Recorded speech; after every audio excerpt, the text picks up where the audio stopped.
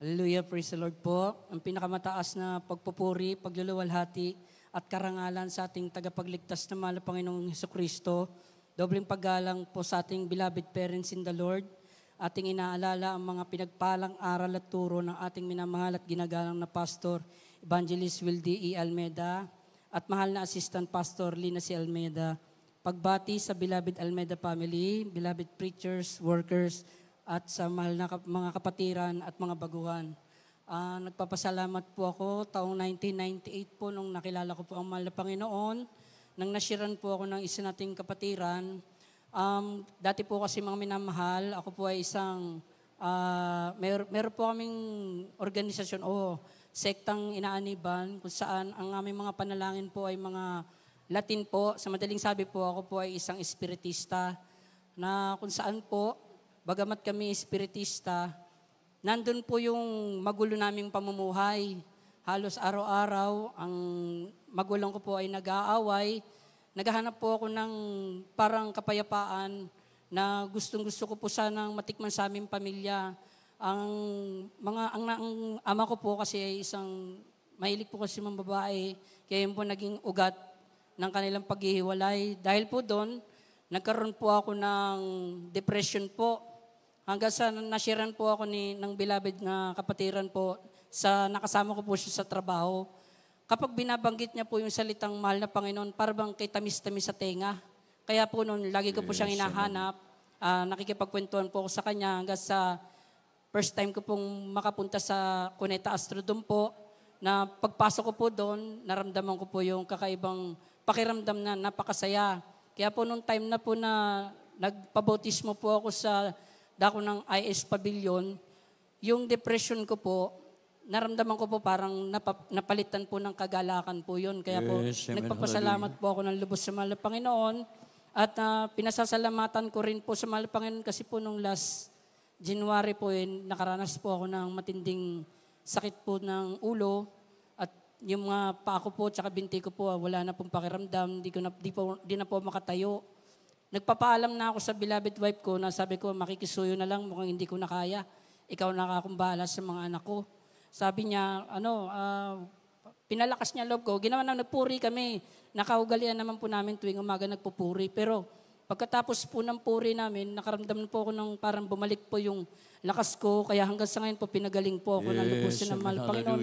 Maraming salamat po. Ganon din po sa protection po na binibigay sa pamilya ko. Kasi po, nito lang din pong last January ng katapusan, nagkaroon po kasi yung anak ko, napagbintangan po siya na nakit ng kapwa estudyante. Pero alam ko po na hindi po kayang gawin ng anak ko yun kasi wala naman pong alam sa karasan yun. Ganun pa man po, nagdatingan po yung mga kamag-anak, mga tiyuhin nung bata at pinipilit po na saktan yung anak ko. Pero nung nandun po ako sa trabaho, nagpupuri ako, binalita sa akin yung beloved wife ko. Sabi ko, magpuri kayo, hingi kayo ng tulong sa mahal Panginoon. Alam niyo, sabi ng pulis, parang ginamit yung pulis, sabi ng pulis, huwag kayong matakot, akong bahala sa inyo. Kaya po, nung nakita yung anak ko, tsaka nung nakita po yung pamilya ko, yung mga anak ko, paglabas, para pong naging maamong tupa yung mga tao na gustong manakit sa amin. Kaya po, maraming salamat sa protection. Hanggang ngayon po, okay na po yung kaso ng anak ko. Patunayan din po na wala naman po siyang ginawang masama doon sa bata. Ganun din po, nagpapasalamat pa rin po ako sa protection kasi meron po kaming kapitbahay na drug addict po na sa tuwing nakikita po ako, lagi po talaga ako niyang gustong saktan o hinahamon ng away. Bagamat ako po ay sabihin na lang na po natin na kaya naman pong patulan, kaya lang ang kinakatakot ko po kasi madumihan ko yung pangalan ng mahal na Panginoon na sabihin tayo Kristiyano tapos magiging palaaway.